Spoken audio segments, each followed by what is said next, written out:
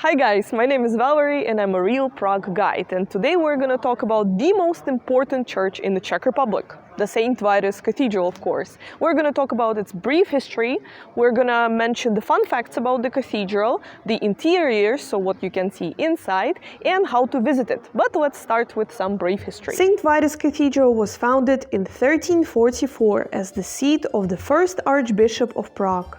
But it wasn't the first ever Christian church standing in its place. The two predecessors, a smaller rotunda and the basilica, were destroyed, so the new, much larger St. Vitus Cathedral would be built. Oh, we should probably mention who St. Vitus was. St. Vitus was an early Christian saint who, according to the legends, endured such tortures as being thrown into the boiling oil and to the lion's pit. He was killed during the Christian purges, and his relic was given to the Bohemian Duke Saint Wenceslas. This name might ring a bell. As a Christian, Wenceslas valued the relic greatly and built a small rotunda in the Prague Castle to store it there. Later, the Duke was buried here himself, and as the look of the church was changing throughout centuries, he ended up to be buried inside of the St. Vitus Cathedral in the chapel of St. Wenceslas. So here we are again, in 1344, when the cathedral was founded by John of Luxembourg and his son Charles IV. That's right, this famous Bohemian king and Holy Roman Emperor that built Charles Bridge and established Charles University. Back then they were of course just called Prague Bridge and Prague University because there were no other bridges and universities at that time. During his lifetime, Charles IV saw the cathedral's construction progressing rapidly, first during the workshop of Matthew of Arras and then Peter Parler, who both as cathedral's architects are buried inside. The Dutchman must always have a captain. Peter Parler worked on the construction the longest, for 40 years, so most of his lifetime, and he even saw the death of his great patron and the succession of Charles IV's heir, Wenceslas IV, who, as opposed to his dad, wasn't so much into politics, more into drinking, so no wonder during his reign the country was swept by Hussite wars and the cathedral raided by iconoclasts. Many kings tried to finish St. Vitus Cathedral, but their attempts did not bear any fruits. Only in the second half of 19th century, Czech political and spiritual leaders encouraged people's donations for the cathedral construction to be finally finished. And it was in 1929, 600 years after it started, celebrating the anniversary since the death of Saint Wenceslas, the duke that started it all. Well, now you know a lot about the cathedral's history, and it's time for some fun facts. There are many gargoyles on the facade of St. Vitus Cathedral. They were created by multiple sculptors, so you won't find two same ones on the facade. Besides serving the practical purpose of rainwater drains, the gargoyles represent the many faces of the devil. Locals joke that the sculptors must have been inspired by the faces of their mothers-in-law while creating the gargoyles. Well, that's Czech humor for you. Another permanent part of the cathedral's exterior is the tall southern tower, which is around 96 meters tall. It has two clocks, one showing hours, another showing minutes. A wooden statue of Saint Wenceslas that is now located in his chapel was first discovered on the exterior of the cathedral during its renovation. Historians and architects had to guess where the statue was located originally and collectively agreed that it must have been in the chapel of Saint Wenceslas, as it fits perfectly there. As a memory of the statue's escape, they made a copy and installed it at the place where they first found it.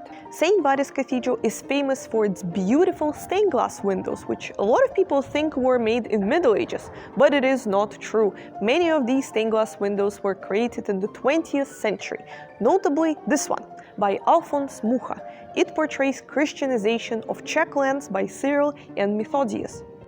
We also recommend checking out this beautiful Rosetta stained glass window that portrays the first Genesis from the Bible, and this huge one that portrays the Last Judgment. It also mirrors the mosaic on the opposite side. This beautiful mosaic adorns the special entrance to the cathedral, called the Golden Gate. It was made in 14th century, and besides depicting the Last Judgment, has some historical figures you might already know. Saint Vitus, Saint Wenceslas, Charles IV and his wife Elizabeth of Pomerania. a woman so strong she could bend the horseshoes. The chapel of St. Wenceslas is probably the most expensive place in the whole cathedral, as it is decorated with semi-precious stones and, most importantly, has a door that leads to the crown chamber, where one of the oldest crowns in Europe, crown of St. Wenceslas, is stored.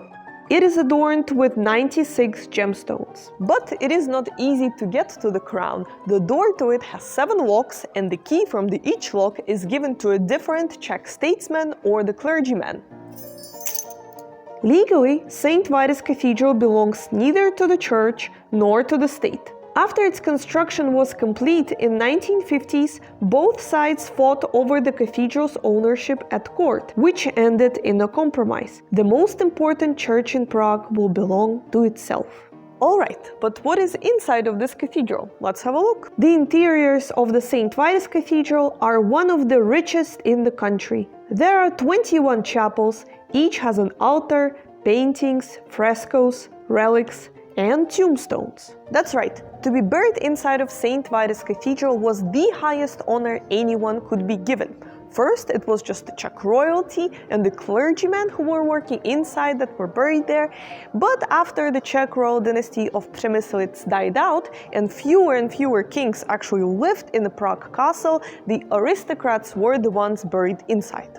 So some chapels, besides having a religious name, have a name of the family whose members are buried inside. Oh yes, and if you were not important enough to be buried inside of the cathedral, you still could be buried outside.